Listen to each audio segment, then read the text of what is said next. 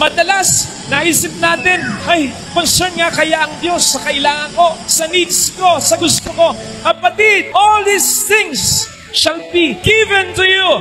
Kahit hindi mo hilingin. Ang ibig sabihin nun, pag inuna mo ang Diyos sa buhay mo, siyang bahala sa mga pangangailangan mo. Kahit hindi mo malaman, darating at darating ito.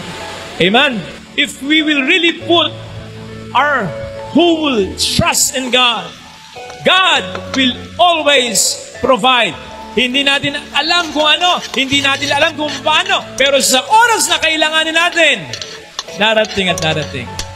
And when that happens, ikaw na lang din ang mapapangiti. Ay, salamat Lord. Salamat Lord.